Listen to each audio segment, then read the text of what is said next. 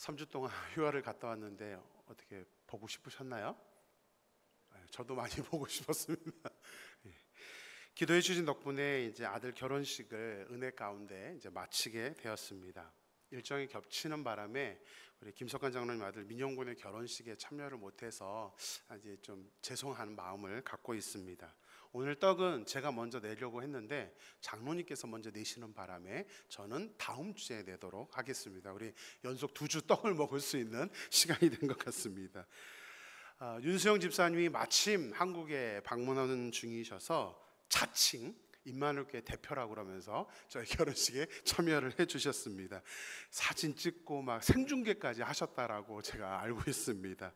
이상호 목사님 우리 부모님도 이제 결혼식에 참석을 해주셨는데 깜짝 놀랐습니다. 이상호 목사님 아버님과 저희 바깥 사돈 어른하고 아는 사이예요. 와서 보니까. 어떻게 아냐 그랬더니 이제 두 분 다 공무원이신데 이제 같은 부서는 아닌데 서울시에 같은 층에서 근무를 해서 항상 이렇게 보고 있던 그런 분이었다고 합니다. 근데 제가 갑자기 궁금증이 생겼습니다. 저 두 사람은 서로 어떻게 기억하고 있을까? 어떤 사람으로 기억하고 있을까? 제가 참 세상 좁다라는 생각도 하면서 이 두 사람의 모습을 보면서 또 한 가지 좀 깨달음을 얻은 게 뭐냐면 우리가 언제 어디서 어떻게 다른 사람을 만나게 될지 모르기 때문에 같이 생활할 때 잘 살아야 되겠다 이제 그 생각을 좀 했습니다. 나중에 서로 막 불편하고 저 사람 막 이러면은 좀 힘들 것 같아요. 그래서 우리가 살아갈 때 성경은 그래서 뭐라 그래요? 할 수 있거든 모든 사람과 더불어 화목하라. 이제 이게 성경적인 원리라는 것을 또 이번에 두 분을 뵈면서 깨닫게 되었습니다. 보통 신혼여행은 둘이 부부끼리 가는 것인데 아들과 저희 며느리가 자신들 생각은 하지 않고 며느리 댁 쪽은 전부 다 한국에 살고 계시고 저희는 또 캐나다, 미국에 살고 있기 때문에 아이들이 기특하게도 신혼여행을 가족여행으로 자기들이 준비를 했습니다. 그래서 양쪽 부모님, 양쪽 형제들 모두를 다 대만으로 함께 가게 해서 같은 비행기를 타고 또 승합차 한 대를 빌려서 같이 여행을 하는데 이제 며느리 성이 오씨고 아들 성이 이씨인데 오이 가이드 이래가지고 두 사람이 5일 동안 가이드를 다 해줘가지고 다행히 저희 아들이 중국어를 잘하기 때문에 다 이제 준비를 해줘서 정말 특이하고도 또 의미 있고 재미있는 그런 가족 신혼여행을 다녀오게 되었습니다. 근데 한국에 가자마자 이제 바로 시차 정도 하지 못한 상태에서 제가 이제 수요일날 도착해서 토요일날 결혼식이었는데 뭐 이틀은 계속 뭐 준비하고 결혼식하고 대만 여행 가서 또 5일 동안은 제가 그냥 승합차 전체를 다 운전을 이기사가 돼가지고 운전을 다 하고 돌아오자마자 이제 남은 기간은 얼마 되지 않다 보니까 이제 여기저기서 오랜만에 나왔다고 만나자는 약속을 해서 하루에 막 3탕 4탕씩 뛰면서 이제 만남을 하다 보니까 공식적으로는 제가 휴가거든요. 전혀 휴가가 아니라 해병대 교육받아 왔다는 느낌이 들 정도로 너무나 운전한 기억밖에 없습니다. 그래서 너무나 힘든 기간을 보냈어요. 심지어는 아주 제가 아끼는 제자인데 시간이 없어서 못 만났는데 공항에서 만났어요. 그 친구는 이제 출장을 가다가 공항에서 만나가지고 사실은 저희가 좀 공항에서 좀 쉬고 싶어서 일찍 공항에 갔는데 이 친구가 눈치도 없이 끝까지 저와 함께 있어가지고 그 대화하고 받아주느라고 마지막까지 힘들다 보니까 유니팩에 딱 도착했는데 바로 몸살 감기가 와서 아직 지금 목소리가 정상적으로 돌아오지 않아서 조금 죄송합니다. 이해해 주시기 바랍니다. 자, 오늘부터 2025년 4분기 표를 시작하게 됩니다. 우리 그동안 1년 전체의 표는 교회여 일어나라. 우리 1분기 표가 뭐였죠? 말씀으로 일어나라. 2분기는 예배로 일어나라. 이제 마지막은 믿음으로 일어나라. 이제 믿음에 대해서 여러분들께 함께 말씀을 나누려고 합니다. 우리 또 지난번처럼 매주 설교 때마다 한 번씩 외칠 것입니다. 우리 같이 한번 4분기 표를 외치겠습니다. 믿음으로 일어나라. 우리 좌우에 있는 분들, 앞뒤에 있는 분들에게 이제 남은 기간 우리 정말 믿음의 의미를 잘 새기면서 믿음으로 일어날 수 있게 해달라고 우리 같이 한번 인사할까요? 믿음으로 일어납시다. 인사하겠습니다.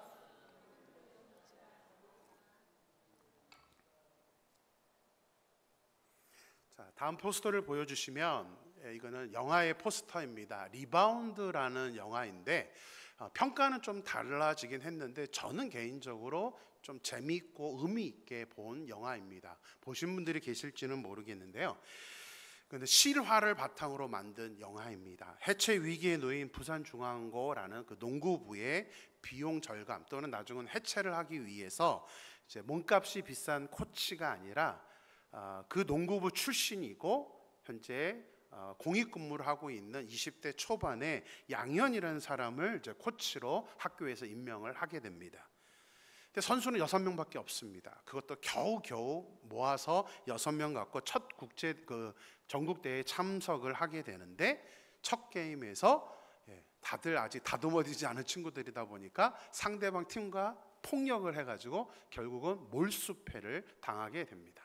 학교에서는 부끄럽다라고 생각해서 이 농구부를 이제 해체하자라고 결론을 내리게 됩니다.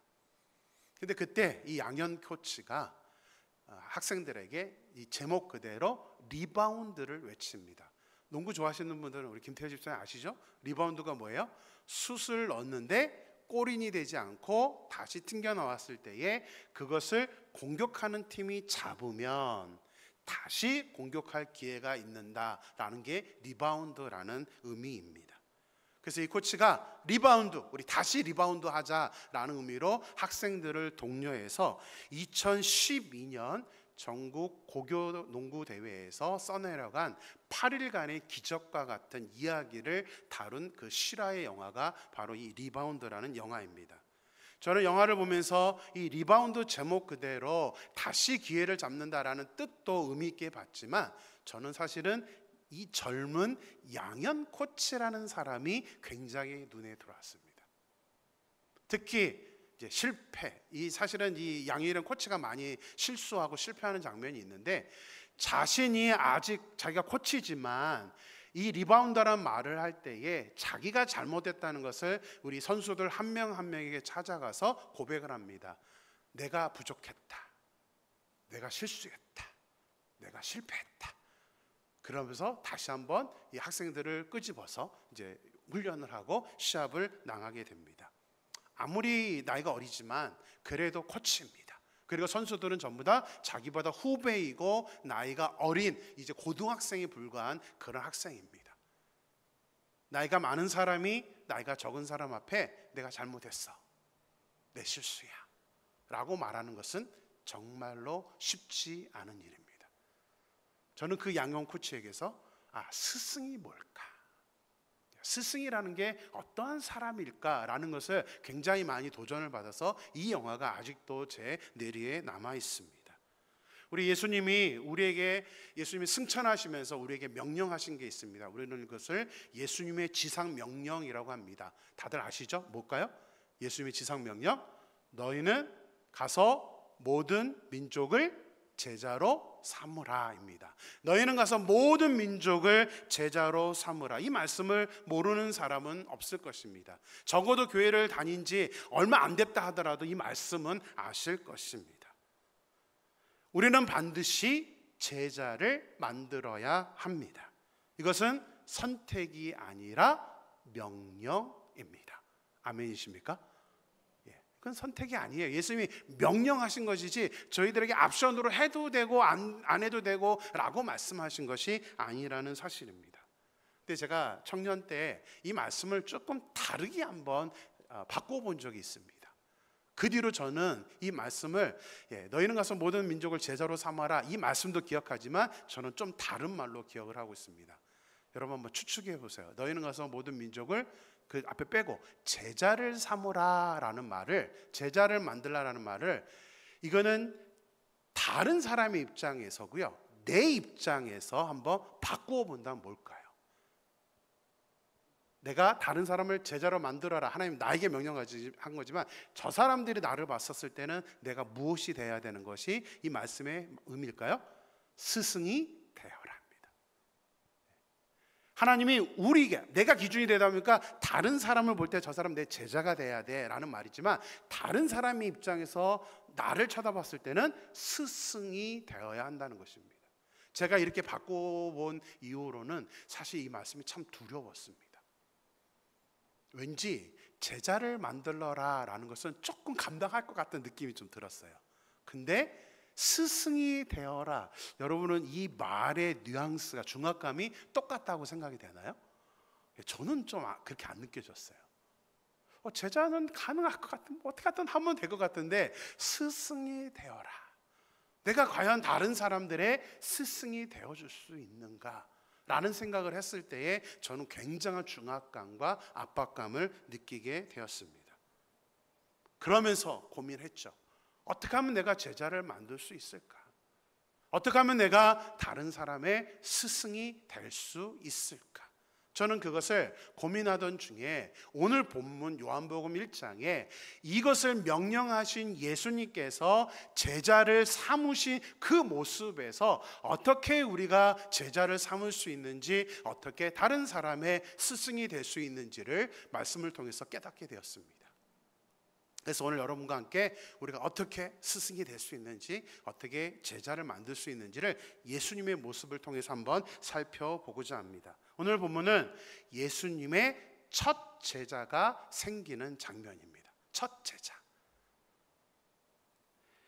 세례 요한이 예수님을 보고 저 사람은 하나님의 어린 양이다 라고 말하자, 세례 요한의 제자였던 베드로의 형제 안드레와 또 다른 제자 요한이 예수님을 따르기로 합니다. 이제 세례 요한의 제자가 아니라 예수님의 제자가 되겠다라고 하면서 예수님과 대화하는 장면이 오늘 우리가 읽은 요한복음 1장 본문의 말씀입니다. 자, 이 대화 가운데 이제 자세히 좀 살펴봐야 되는데요. 많은 분들이 요한복음을 읽지만 이게 아주 디테일하게 이 요한복음 1장 예수님과 제자들의 대화가 어떤 의미인지를 살펴보지는 않습니다. 그래서 제가 질문을 드리면 아마 여러분들이 이해를 하실 것 같습니다. 처음 예수님의 질문 38절 말씀입니다. 같이 읽습니다. 예수께서 돌이켜 그 따르는 것을 보시고 물어 이르시되 무엇을 구하느냐? 이르되 랍비여 어디 계시오니까 하니, 랍비는 번역하면 선생이라. 예수님이 제자들에게 뭐라고 질문을 했습니까? 무엇을 구하느냐? 무엇을 구하느냐? 자, 제자들은 뭐라고 대답을 했습니까? 대답하지 않았습니다. 오히려 질문을 했습니다. 뭐라고요? 어디에 계십니까? 어디에 계시오니까? 라고 질문을 했습니다. 그러자 예수님이 뭐라고 대답하셨나요? 그 다음 39절 말씀입니다. 39절도 같이 읽을까요? 예수께서 이르시되 와서 보라. 그러므로 그들이 가서 계신 데를 보고 그날 함께 거하니 때가 10시쯤 되었더라. 다시 한번 앞에 보여주시면, 질문 세 가지 왔다 갔다 하는 거 잘 보세요. 예수님이 뭐라고 질문하셨어요? 무엇을 구하느냐? 제자들은 대답 안 하고 질문으로 뭐라고요? 어디 계십니까? 그랬더니 예수님이 대답이 뭐예요? 와서 보라. 여러분들은 이 대화가 이상하다고 생각하지 않습니까? 정상적인 대화 같아요? 저는 지금 왔다 갔다 동문서답하고 있다는 생각이 듭니다. 그래서 제가 서두에 말씀드린 겁니다. 이 본문을 자세히 보면서 저 말이 뭐를 하고 있는지를 좀 자세하게 생각을 안 하기 때문에 그냥 넘어가는데요. 이 질문은, 이 대답은 굉장히 함축되어 있는, 아주 그 안에 진수가 담겨져 있는 대화입니다. 그래서 이 말씀이 오늘 우리에게 큰 교훈을 던져주고 있는 것입니다. 누군가 나를 스승으로 삼고 쫓아오겠다고 하면 뭐라고 질문을 해야 정상이죠? 누가 우리 옛날 중국 영화들 보면 그렇죠? 무술 사부님 만나러 자기가 찾아오잖아요. 그래서 뭐 해요? 스프 이러면서 이제 나를 제자 삼아달라 하잖아요. 그럼 보통의 스승들은 뭐라고 얘기할 수밖에 없나요? 나를 따르겠다 그러면 네 와 나 쫓아오노? 라고 하겠죠. 죄송합니다. 제가 경상도 사람도 아닌데 저절로 사투리가 나오네요. 왜 쫓아오느냐? 왜 나를 스승으로 삼고 싶느냐? 라는 질문을 해야 정상입니다. 근데 예수님이 뭐라고 질문했다고요? 무엇을 구하느냐? 또 뭘 얻기 위해서 나를 쫓아오려고 그래? 라고 질문을 하고 있습니다. 자, 왜 따르냐고 질문하면 당연히 뭐라고 대답을 해야 정상이에요? 이유를 말해야죠. 내가 예수님을 이런 이유 때문에 따르려고 합니다 라고 해야 되는데 제자들은 대답을 하지 않습니다. 굉장히 괘씸한 놈들이죠. 예수님이 말씀하시는데 스승으로 따르겠다고 해놓고 대답도 하지 않아요. 그러면서 오히려 반문하죠. 어디 계시오니까. 어디 계시오니까. 영어 성경은 Where are you staying? 이라고 번역을 했습니다. 어디에 머물고 있느냐, 어느 집에, 어느 동네에 머물고 있느냐라는 질문입니다. 자, 어디에 머물고 있냐 그러면 뭐라고 대답을 해야 정상이에요? 여러분들에게 질문해 드리겠습니다. 여러분 어디 사세요? 모르세요? 어디 사세요? 그럼 당연히 뭐예요? 위니펙, 그죠? 장소에 대해서 대답을 해야 되는데 예수님은 장소에 대해서 대답을 하지 않습니다. 그냥 와서 보라 라고 대답을 하고 있습니다. 애매한 대화인데 이것은 애매한 대화가 아닙니다. 이제 조금씩 자세하게 분석을 해보겠습니다. 처음에 예수님이 무엇을 구하느냐라는 질문은 엄밀히는 제자들의 입장에서는 굉장히 기분 나쁜 질문입니다. 내가 당신 제자로, 스승으로 섬기겠다. 그것도 누가요? 세례 요한이 소개해서 따르겠다고 하는데 너 뭘 원해? 무슨 이익을 얻기 위해서 나를 쫓아? 라는 질문은 제자들을 엄밀히 말하면 굉장히 무시하는 질문입니다. 그렇다면 왜 예수님은 이런 질문을 하고 있는 것입니까? 이유가 있습니다. 제자들은 그동안 누구의 제자였다고 말씀드렸어요? 세례 요한의 제자였습니다. 세례 요한을 따라다녔던 사람들입니다. 근데 지금은 세례 요한을 떠나서 예수님을 따르려고 하고 있습니다.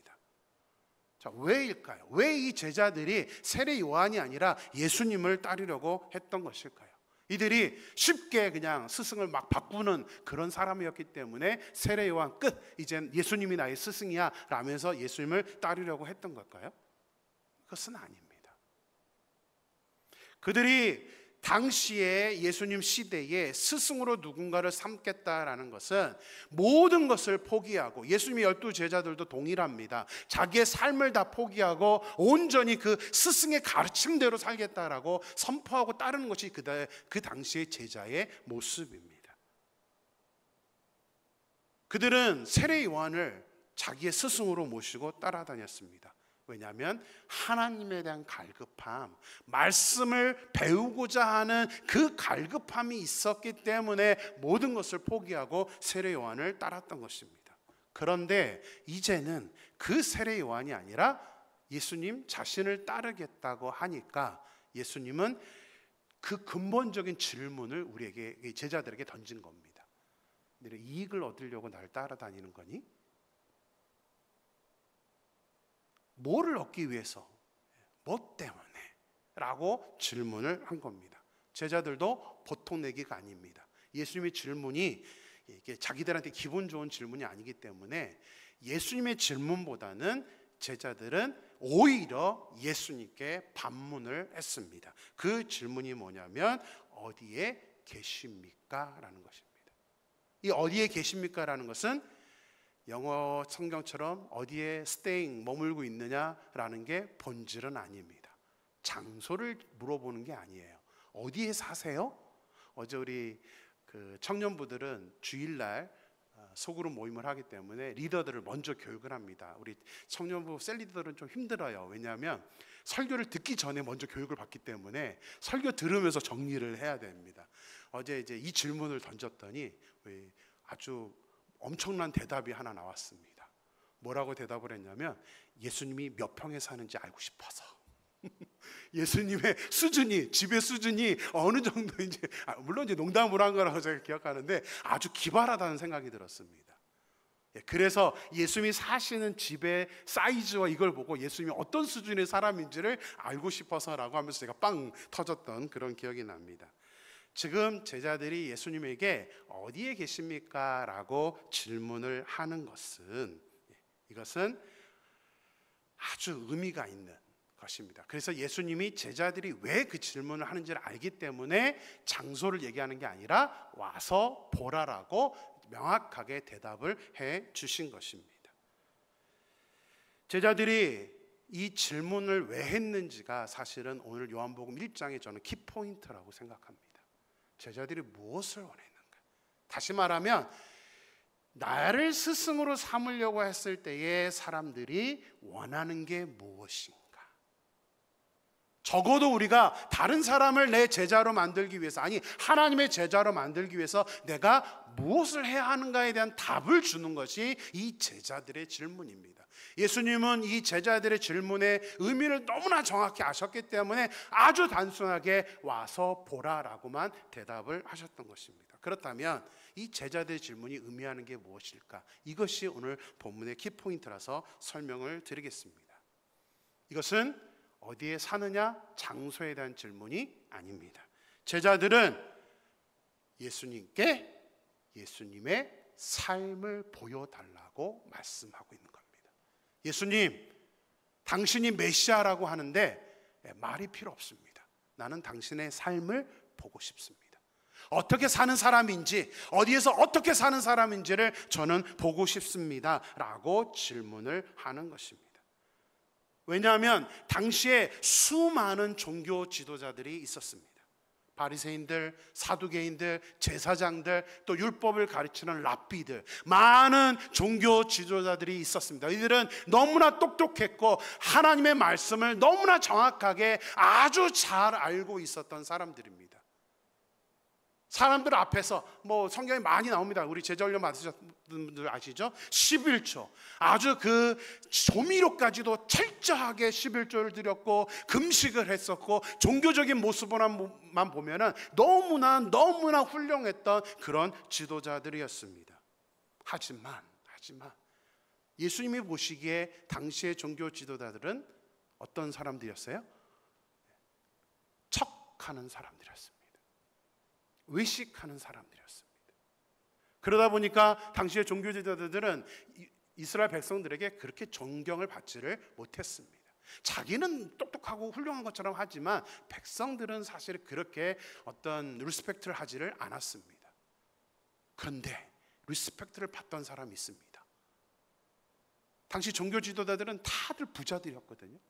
로마의 힘을 얻어서 엄청난 부자로 살면서 자기들은 떵떵거리면서 살았던 사람들입니다. 근데 유일한 한 사람은 그렇게 안 살았죠. 그게 누구예요? 제자들의 스승이었던 세례요한이었습니다. 세례요한은 집도 없었죠. 그냥 옷 입고 메뚜기와 석청으로 식사하면서 어떤 세상적인 것들은 아무런 관심이 없이 살았던 게 바로 세례요한입니다. 근데 세례요한이 뭐래요? 저 예수님이 메시아야 라고 얘기를 합니다. 제자들은 그동안에 다른 종교 지도자들 따르지 않고 세례요한, 그 세례요한의 모습이 좋아서 세례요한을 따랐던 사람인데 예수님이 메시아라고 소개해서 이제 예수님을 따라야 되는데 제자들의 감정에서는 어떤 거를 원하는 거예요? 적어도 새로운 스승님을 모시려면 누구보다는 뛰어나야 됩니까? 세례요한보다는 뛰어나야죠. 세례 요한보다는 더 존경스러울 만한 모습이 있어야 되기 때문에 이들은 예수님의 어떤 겉모습, 예수님이 메시아야, 이게 이들한테 중요한 게 아니었습니다. 삶을 보고 싶은 거예요. 저 사람이 과연 어떠한 삶을 살고 있는 사람인지. 예수님도 그들이 어떠한 의미로 이 말을 하고 있는지 알기 때문에 구구살자를 하지 않고 뭐 한 거죠? 와서 봐, 네가 직접 봐 라고 대답을 하셨던 것입니다. 나와 같이 생활하면서 직접 내가 어떤 사람인지를 보아라 라고 말을 하고 있는 것입니다. 예수님은 지금 자신 있게 자신의 삶을 제자들에게 오픈하고 보여주시겠다라고 말씀하고 있는 것입니다. 말로만 제자를 만들 수는 없습니다. 지식으로만 제자를 만들 수도 없습니다. 여러분이 누군가를 스승으로 멘토로 삼으실 때 여러분은 무엇을 보십니까? 그 사람의 능력, 지식 이런 걸 보십니까? 물론 그것도 중요합니다. 그러나 저 같은 경우도 저 사람이 과연 얼마만큼 말한 대로 실천하고 있는가, 언행일치를 하고 있는가, 그의 삶이 어떤가를 저는 중요하게 생각합니다. 이 제자들의 이 질문 안에서 내포되어 있는 의미가 바로 그거라는 사실이죠. 마찬가지로 우리가 예수님처럼 우리의 삶을 보여줄 때 다른 사람에게 진정한 스승이 될 수 있는 것입니다. 삶을 보여주어야만 스승이 될 수 있는 것이죠. 신앙은, 믿음은 예배에 잘 참석하는, 종교 행동을 잘하는 것이 절대로 아닙니다. 그다음 우리 한국교회가 너무 많이 착각을 하고 있었어요. 예배 잘 드리고 교회 와서 정말 거룩한 척하면 그게 믿음이 있는 것처럼 생각을 했습니다. 근데 성경은 어디에도 종교의식이, 종교활동이 믿음이다라고 말하고 있지 않습니다. 오늘 설교 제목이 뭐예요? 신앙은 삶이다. 성경은 그냥 그대로 말하고 있습니다. 신앙은 삶이다. 삶으로 보여줘야 그게 신앙이고 진정한 믿음이지, 우리의 어떤 의식이 아니다라고 말씀을 하고 있는 것입니다. 여러분은 여러분의 삶의 모습을 다른 사람에게 보여줄 수 있습니까? 물론 보여줄 수는 있죠. 근데 문제는 보여주는 게 아니라 내 삶의 모습을 보고 다른 사람들이 나를 스승으로 여길 수 있느냐라는 것입니다. 다른 사람이 나를 과연 스승으로, 나 참 존경해, 당신을 보니까 정말 크리스찬이야라고 말할 수 있느냐라는 것이죠. 제가 이 말씀으로 설교를 하고 있지만 사실 이 말씀은 저에게 너무나 두려운 말씀입니다. 저는 목사입니다. 매주 여러분에게 설교를 하고 이렇게 살아야 됩니다, 저렇게 살아야 됩니다라고 말을 하고 있습니다. 그런데 과연 제가 그 말을 할 자격이 있는가? 물론 시차 때문이기도 하지만 어제 저녁에 이제 오늘 3주 만에 여러분들을 뵙는 그 기대와 설렘도 있지만 아예 10분도 자지 못하고 이 자리에 섰습니다. 밤새. 좀 두려웠습니다. 설교를 정해놓고 과연 제가 여러분에게 말할 자격이 있는가? 말할 자격 있는 목사인가?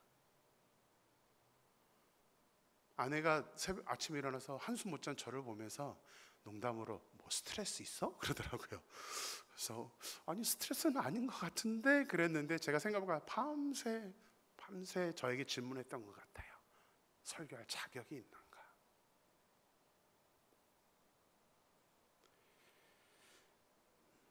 제가 목사가 된 이후로, 제가 청년 때 이 말씀을 접했기 때문에 목사가 된 이후로 저는 종종 이 말씀을 이렇게 새겼습니다.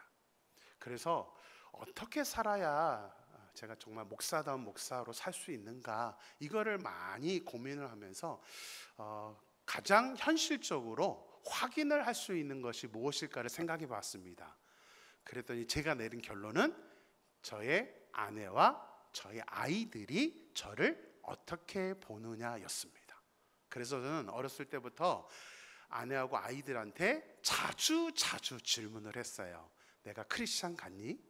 아빠가 목사님 같니? 진짜 목사님 같니? 라는 질문을 굉장히 많이 던졌습니다. 교회에서는 이렇게 양복 입고 넥타이 매고 거룩한 척 이렇게 앞에 서서 말씀을 전하고, 또 여러분 아시는 것처럼 저는 눈물이 많아서 설교하다가 자주 우는데 혹시 그게 위선은 아닌지, 혼자 감정에 매료되어서 그렇게 하는 것은 아닌지라는 그런 궁금증이 있어서 저는 아내와 아이들한테 저의 모습을 확인해 보려고 무척이나 노력을 했습니다. 아이들이 어렸을 때는 제가 아빠가 목사님 가니, 진짜 목사님 가니 그러면 1초도 망설이지 않고 예라고 대답을 해주었습니다. 그런데 왜 그런가 생각했더니 아이들이 어렸을 때는 생각이 있어요, 없어요? 없어요. 그냥 어느 누구도 어렸을 때는 아빠가 최고예요. 그죠? 아빠가 어떤 모습이냐 중요하지 않습니다. 내 아빠니까 최고죠. 이번에 한국 가서 저희 그 딸하고 이제 이렇게 얘기를 하는데, 딸아이가 제가 돌아오자마자 첫 설교에 이건데 갑자기 그 얘기를 하더라고요.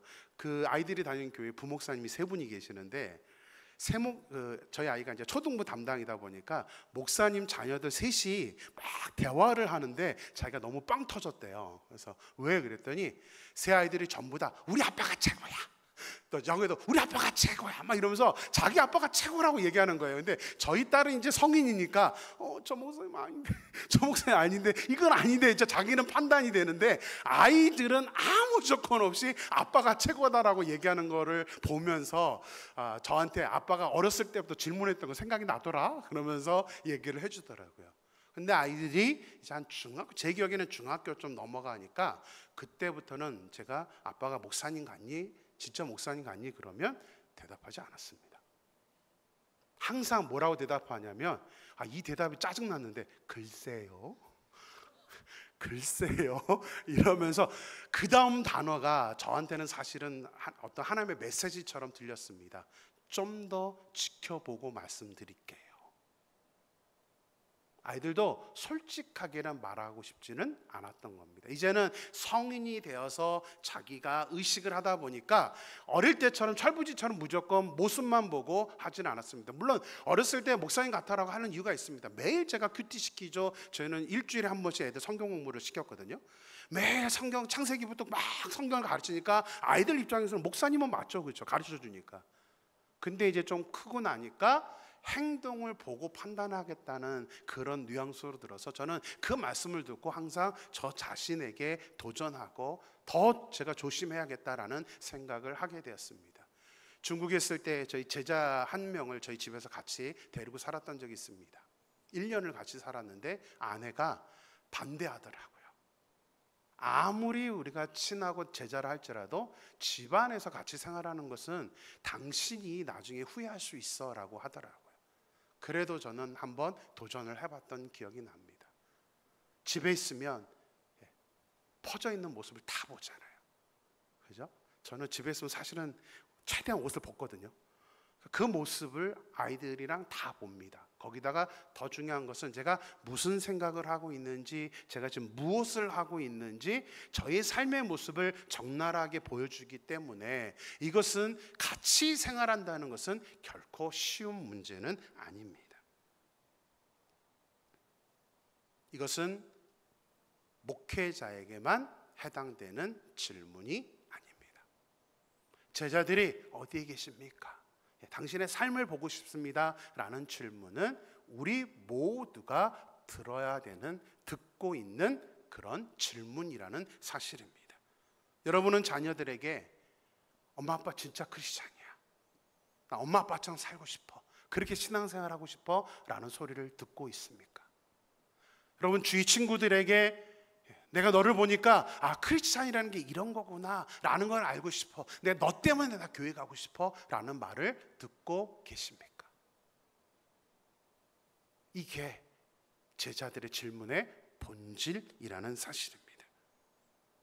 자, 그렇다면 어떤 것이 우리 크리스찬으로서 보여줘야 되는 삶의 모습일까요? 이것은 수없이 앞으로 이제 이번 남은 기간 동안에 제가 믿음에 대해서 말씀드릴 부분인데, 오늘은 한번 복이라는 단어와 연관시켜서 여러분들에게 말씀을 드리려고 합니다. 그동안 우리 기독교는 예수 믿으면 못 받는다 라고 들어왔습니다. 그렇게 설교를 해왔죠. 예수 믿으면 뭐 받는다? 복 받는다. 여러분 믿으십니까? 안 믿으시나 보네요.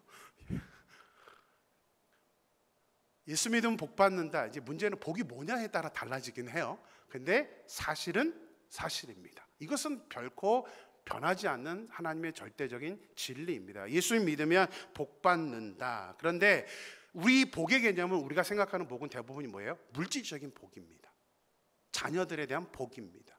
그런데 구약에서는 대부분의 복이, 우리 제자훈련 받으신 분들은 정확하게 기억하시죠? 배웠죠? 구약의 복은 거의 다가 물질적인 복에 한정되어 있습니다. 그러나 신약적인 복은 좀 달라집니다. 물질적인 복도 기본으로 되어 있습니다. 기복주의라 그래서 우리가 좀 경계해야 된다고 말을 하지만 저는 오히려 틀리다고 생각합니다. 성경에 분명히 물질적인 복이 있는데 그것을 거부할 필요는 없습니다. 물질적인 복은 너무나 당연하게 우리에게 주어주시는 그런 복입니다. 그러나 신약을 보면 이 복에 대한 개념, 특별히 믿음에 대한 말을 조금 다른 말로 많이 표현을 하고 있는 것을 보게 됩니다. 그래서 예수님의 복에 대해서 이제 직접 산상수훈, 마태복음 5장부터 7장까지 산상수훈에서 말씀을 해주시죠. 우리가 잘 알고 있는 팔복이 있습니다. 그런데 산상순 전체 5장부터 7장을 다 봐도요, 예수님은 제자들에게 말씀을 전하면서 예수님 나를 믿어라, 그럼 너희가 복을 받을 것이다 라는 말씀을 하시지 않습니다. 팔복에서도 믿음과 연관시켜서 말씀을 하지 않습니다. 그러니까 믿음이란 단어가 단 한 번도 나오지 않습니다. 자, 그럼 한번 팔복이 뭔지 한번 생각해 볼까요? 우리 승호가 미리 보여줘 버렸는데요.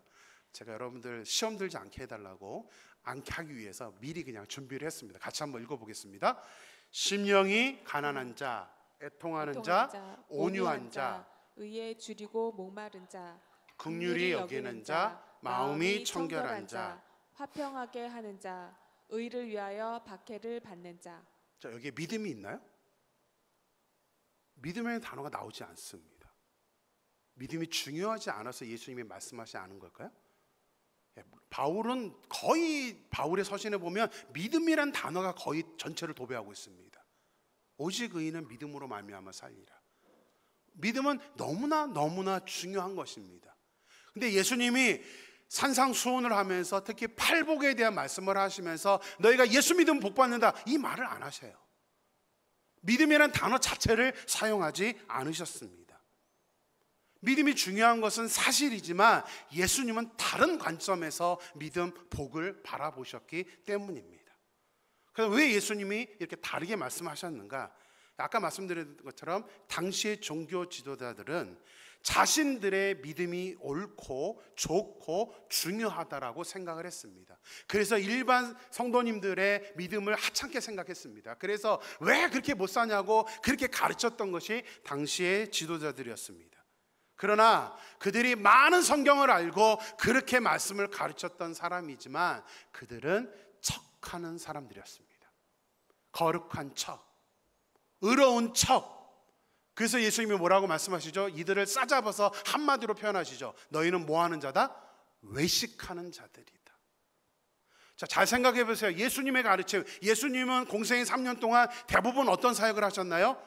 기도해 주시고 고쳐주시고 말씀을 가르쳐 주시고 가난한 자를 도와주시고 절대적으로 사랑을 실천했던 게 예수님입니다.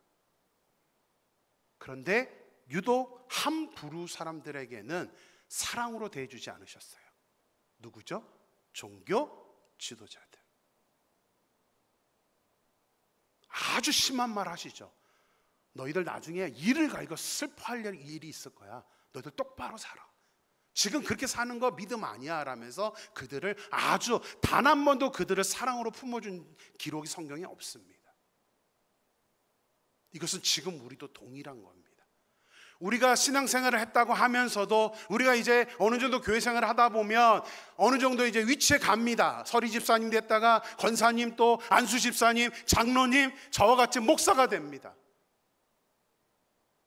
이런 지도자들은 예수님이 지금 우리를 보고도 똑같이 말씀하실 거예요.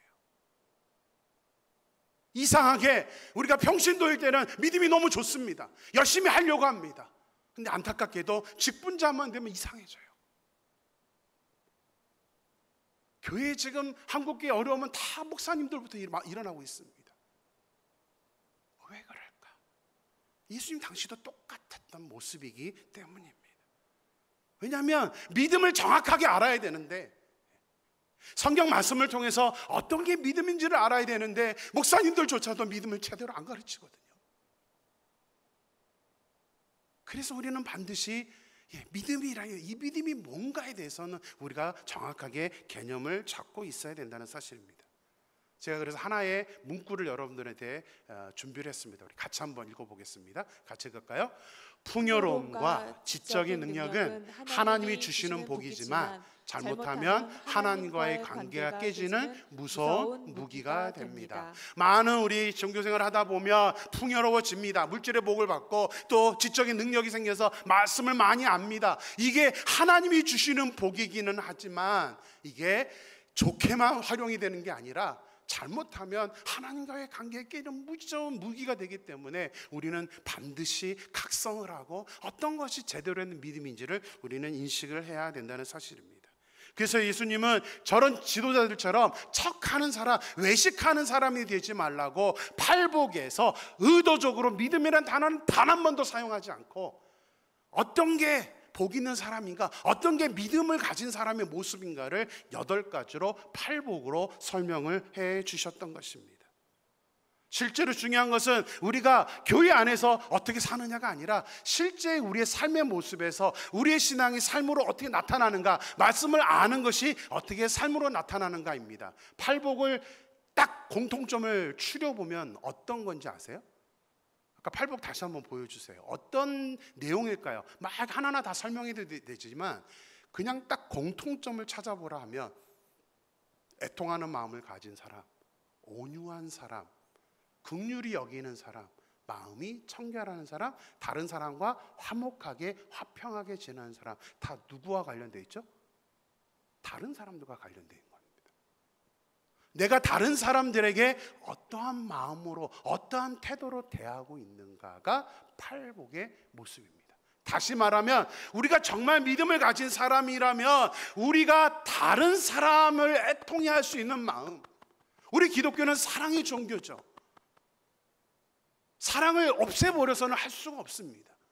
근데도 우리 기독교는 이렇게 사랑을 말하면서도 사실은 우리는 다른 사람 판단하고 정죄하고 죽이려고 그러고, 현대교회는 화목하지 않고 불협하고 서로 싸우고 서로 인정하지 않고, 요리들 너무 잘하시잖아요. 다른 사람들 이래서 싫고 이래서 싫고, 저 사람은 이래서 안 좋아, 이건 믿음이 아니야, 저 사람은 이러면서 우리는 너무나 다른 사람들을 잘 판단합니다.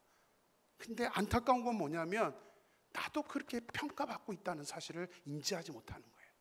내가 남을 저렇게 행동 하나로 보고 판단할 수 있다면 다른 사람도 내가 지금 어떻게 행동하는지를 너무나 잘 판단할 수 있다는 사실입니다. 과연 나는 다른 사람들에게 어떻게 평가를 받고 있는가, 이것을 우리는 반드시 생각해야 됩니다. 내가 다른 사람을 판단하는 기준만큼 사랑이 빠져버리면 우리 기독교는 아무 의미가 없습니다. 제 말이 아니라 고린도전서 13장 말씀이죠. 사랑이 없으면 울리는 꽹과리밖에 안 된다. 그래서 우리가 우리 안에 내가 다른 사람들 지금 어떤 마음으로 대하고 있는가, 이것을 우리는 중요하게 생각해야 됩니다. 막 비판하고 싶고 막 이루고 싶죠. 하지만 나를 봐야 됩니다. 내 믿음의 모습, 나는 지금 어떻게 믿음 생활을 하고 있지? 내 생활은 과연 보여줄 수 있는 삶인가를 우리는 반드시 생각해야 된다는 사실입니다. 예수님은 그런 마음을 가진 사랑의 마음으로 다른 사람들을 대하는 그 말씀이 행동으로 나타나는 사람이 복 있는 사람이다. 바로 그런 사람이 어떤 사람이에요? 믿음을 가진 사람이라고 말씀을 하고 있다는 사실입니다. 소망합니다. 우리 사랑 임마누엘교회 성도 모든 여러분들이 이제 남은 기간 동안 우리가 믿음을 배울 때 시작은 이거와 마찬가지로 계속 그런 말씀을 전할 겁니다. 신앙은 삶입니다. 신앙은 지식이 아닙니다. 우리가 지식적으로 알고 머리로 알고 있는 사람이 아니라 우리 가슴으로 사랑의 마음을 가지고 다른 사람들을 사랑하고 우리 교회가 하나 될 수 있도록 어떻게 하든 못마땅할 것도 있지만 어떻게 하든 하나가 될 수 있도록 관계를 계속해서 힘이 들더라도 관계를 다시 만들어갈 수 있는, 그래서 예수님의 지상 명령처럼 우리가 다른 사람을 제자로 만들 수 있는, 또 다른 사람들이 나의 모습을 보고 스승으로 삼을 수 있는 그런 저와 여러분의 삶이 되기를 주님의 이름으로 간절히 축원합니다. 이 시간 같이 한번 오늘 말씀을 생각하면서 나의 삶의 결이라는 우리 결단의 찬양을 같이 드리면서 하나님께 기도하기를 원합니다. 특히 우리 후렴 가사를 보면 굉장히 마음속에 부담을 주는